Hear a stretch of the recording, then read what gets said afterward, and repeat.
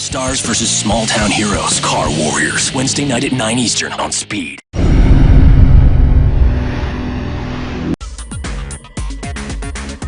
Starting out as bare aluminum sections, the Aston Martins made it through chassis build, body in white, and paint to reach final assembly.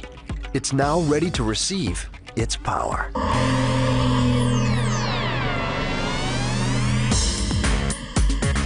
In his Aston Martin, Agent 007 can maneuver his way out of any jam he encounters.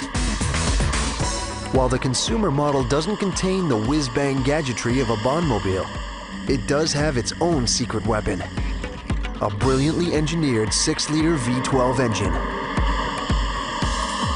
You don't have to do anything like floor it to get it to go fast. You just give it a little bit of throttle and you're just going to ride that wave of incredible torque.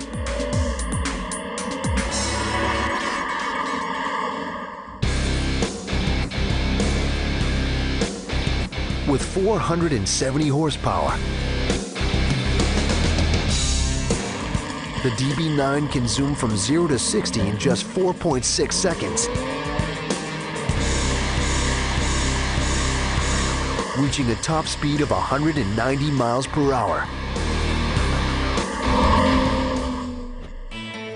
And it all starts here in Gaydon's powertrain area. Engines are shipped to the factory from Aston Martin's dedicated engine plant in Cologne, Germany. But it's here that the DB9's ferocious power comes to life. To start, a worker prepares the engine to couple with its transmission by installing a flywheel and clutch disc. Aston Martin positions the DB9 engine just behind the front axles. This allows its weight to be distributed to all 4 tires, increasing overall balance and traction. When you're driving the Aston Martin, all the switchgear, the brake pedal, the steering, the shifter, all of those things are weighted just right, and they give you that feeling of real premium luxury. And that's what you really want from a vehicle like that. This ensures the DB9 handles more like a race car than a GT. It's a design born from almost a century of racing experience. Aston Martin's probably one of the most storied brands that ever came out of Great Britain.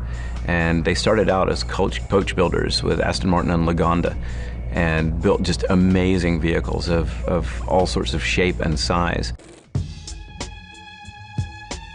Aston Martin began with a dream: build a race car as elegant as it was powerful.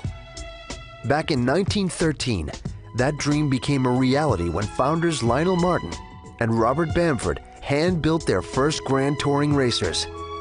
Due to Lionel Martin's early successes competing in England's famous Aston Clinton races, the partners used the 2 names, Aston, Martin, to brand their sports car. For more than 2 decades, Aston Martins dominated the racing circuit. Only an event as monumental as World War II could halt their momentum. During the war, the company was assigned to making tools and spare parts for aircrafts. But soon after V-Day, the company was back in action. Under the new ownership of David Brown, the first DBs rolled out of the factory. As they got into the 50s and 60s, transitioned over into being more known as sports car manufacturers and had great success racing and endurance classics like Le Mans.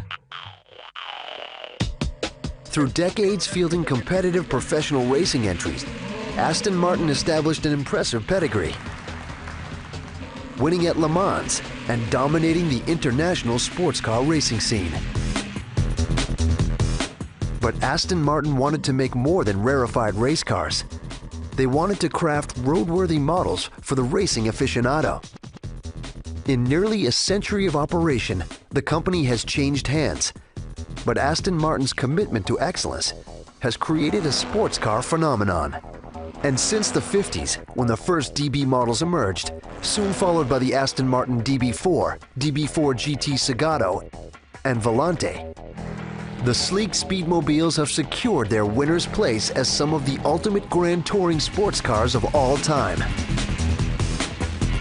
You know, all of the same technologies, all of the same things that they learned in racing, they put in the road car. And of course, then they did their wonderful coach building and they turned out that gorgeous interior and put in some sound deadening and all those things that we need to have to be a road car. But was it any different than the race car? Not really.